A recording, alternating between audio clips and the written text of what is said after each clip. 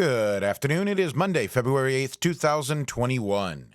Day 20 of the Joe Biden-Kamala Harris presidency, and this is your news blurb. Now, we all know AOC, Alexandria Ocasio-Cortez. I've talked about her numerous times on these blurbs and how she is the Democrats' dramatic actress and also their acting coach and mentor. But just in case you haven't been paying attention, at first, in my brain and in my mind, I'm thinking, okay, I just came from this super intense experience just now. With little to no accountability for the bloodshed and trauma of the 6th, some are already demanding that we move on, or worse, attempting to minimize, discredit, or belittle the accounts of survivors. So I ask my colleagues to please try not to dehumanize what's happening. This is real. And many of our residents, from the shootings in Charlottesville to the massacre at the synagogue, all of it is led by hate rhetoric like this. And I just remember taking a second thinking, if they hit these doors and come anywhere near my staff, my thought process was, we bang into the end.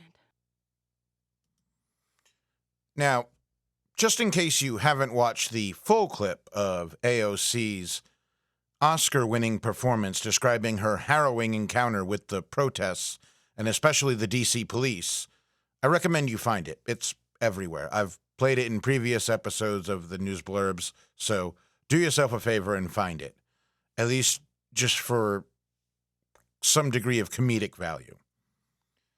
Now, just how good is AOC at employing acting to bend the truth and pull at the heartstrings of the easily convinced? Well, in the full clip, the one I recommend you guys watching if you haven't yet, she numerous times said she was in her office. Well, let's pull up a map here. So, if you look at this map, this is where the Capitol building is, where the Capitol riots took place and where all of the protests and rioters were.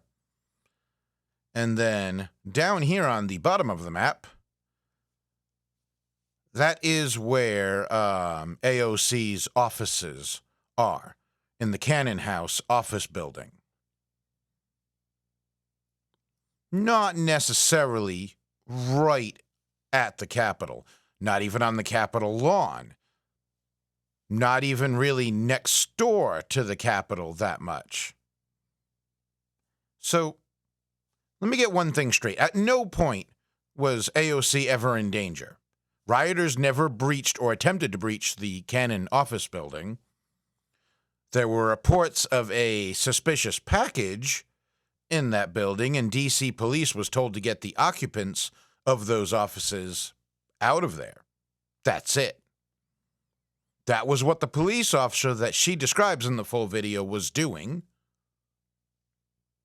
Now, if you were a D.C. police officer and your friends and coworkers were getting attacked by an angry, violent mob, but you were asked to escort a bunch of politicians who were far away from danger in a completely different building, and if you were asked to do that instead of being able to protect your fellow officers who were in real danger, might you be a little angry, anxious, and concerned?